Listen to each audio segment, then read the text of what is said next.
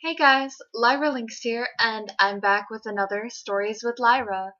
Unfortunately, after the last one, talking about my stalker, you'd think that I wouldn't have more creepy stories to tell about guys, but that'd be wrong.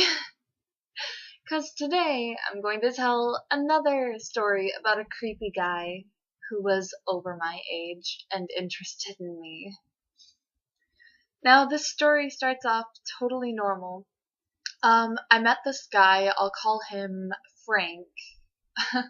I met Frank at Campus Life, which was somewhere kids could just go to learn some stuff about God and like play different games and just hang out with other people their age.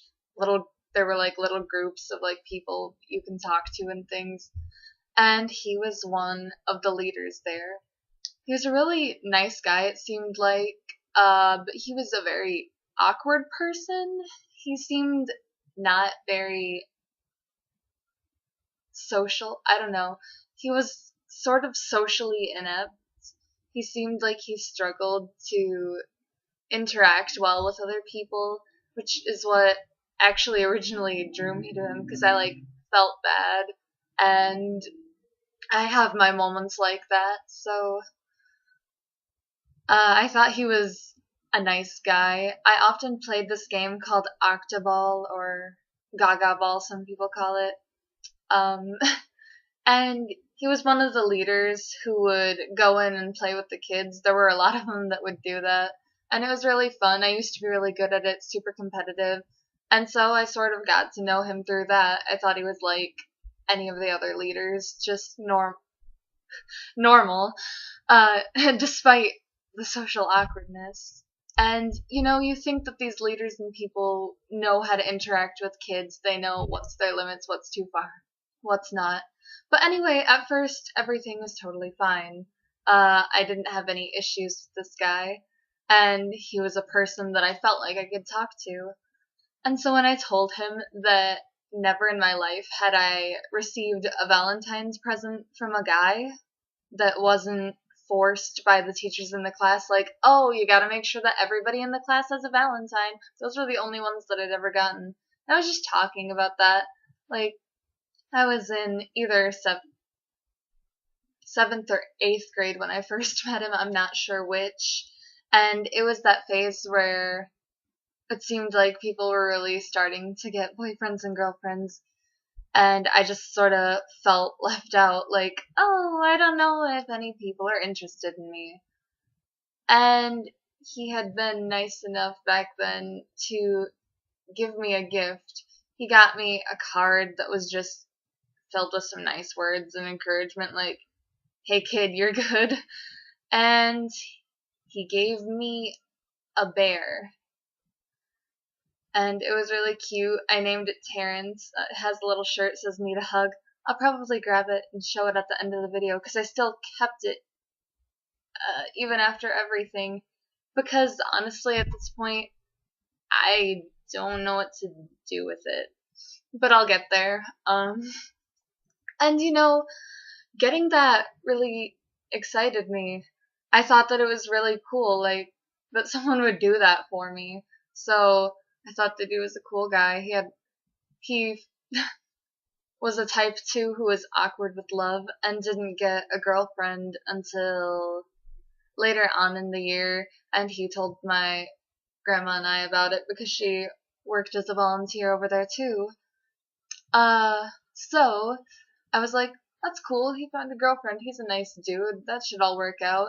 And then, I got older, and I didn't go to the high school campus life, so I hadn't seen this dude. But come my junior year, my grandma gets in contact with him or something like that, or he gets in contact with her.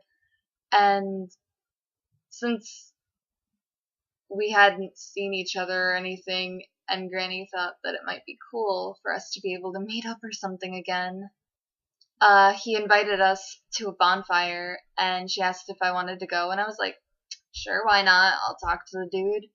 But things had changed.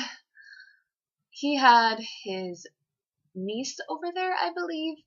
And, we just sat by the campfire. It was kind of awkward at first. I really didn't know what to say. I was feeling really shy and awkward, just nervous.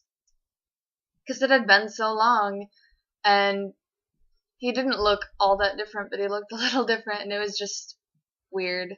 I just started to feel uncomfortable out of nowhere. This is what I talked about in my last video, too, with my stalker. Ever since that incident, I've started to get this feel for when dudes are creepy. And I started feeling an uncomfortable vibe from him that progressed through the night. And when I told my grandmother about this later, she's like, yes, always trust your instincts. I'm glad that you told me about it. Like, yeah. But, it was normal. We just tried to talk. There was some singing and other things, just like talking about life. And I just felt weird. I was kind of quiet because honestly, it was just sort of weird and I wanted to leave. Like, I didn't need to ever meet this dude again. I thought that the bear was very cool and everything, and it used to be something that I slept with every night just because I really like stuffed animals and it meant something to me. But then, after meeting him again, I was starting to feel a little awkward.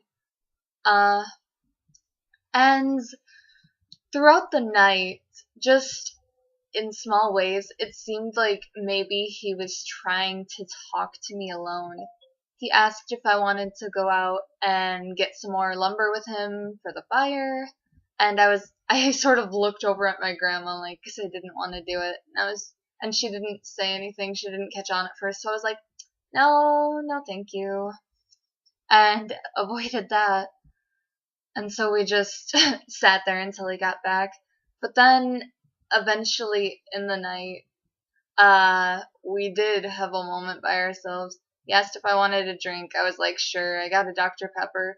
I remember I ended up not even taking very many sips of it because I just felt so weird. That's all that I can keep saying, but really I just felt this strong feeling like I'm not comfortable. Like, I felt like something was going on somehow, even though there weren't very many physical signs of that to, like, prove my intuition to me. And so, as he hands me a drink, he starts talking, and he's, like, bringing up the past and things. My grandma had told him that I used to, like, look up to him or whatever, but I think he misunderstood my feelings. Because to me, I looked up to him as a volunteer, like nothing else. I looked up to him as any other volunteer, like a person I respect and is nice to talk to, but there are very obvious limits within those boundaries. I don't know. But he asked if I still liked him like I used to, or if I just, like, liked him in general. And I just was so weirded out, and I was like, oh, I don't know.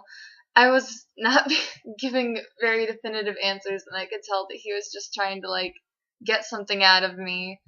And I think he said something like maybe he had missed me or had used to like me. I have no idea. I can, like, barely remember the conversation now. All I remember was the part about, like, oh, do you like me, and, like, you had used to, or whatever.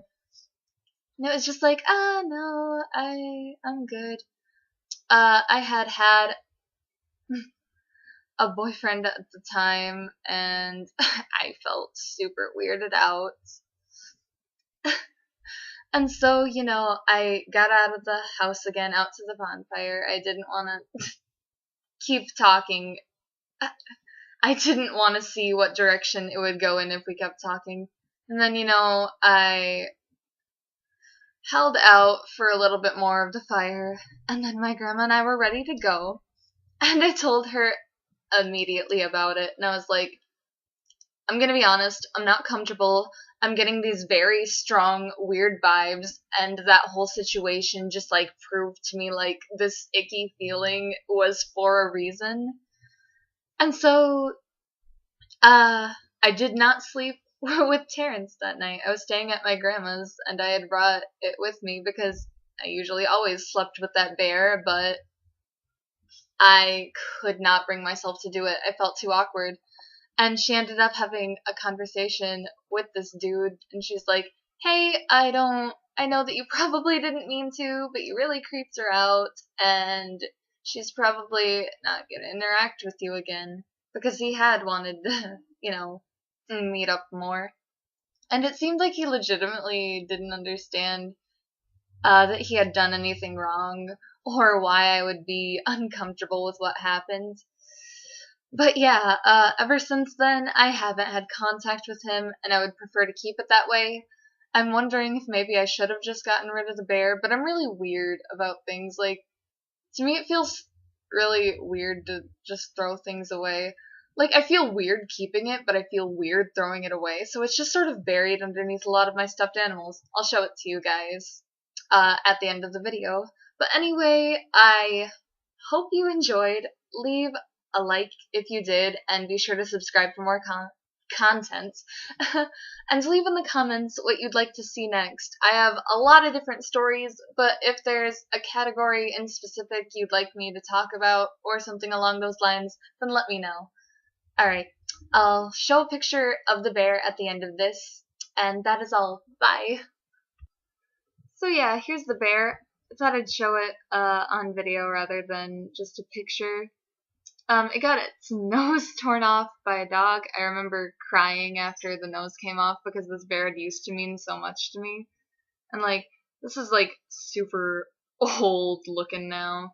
Like, this thing has been through it. I had to dig a little for this to find it. I really wanted to throw it away initially, but at the same time, like, in my mind, I kind of wanted to preserve, like, a little bit of what good could be left in that dude, but I don't think that that's a good thing to do.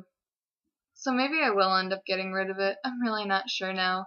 Either that or it's just gonna be, like, buried in a closet forever, because this doesn't really mean anything to me anymore now, which is unfortunate because it used to be my favorite. But, people attach memories to things and then things can change, so yeah, I guess Terrence isn't as special anymore. Now I've got big old Timothy to sleep with, full of good vibes. But yeah, end of the video for real now. This was my dumb bear. There you go. And hope to see you again. Bye.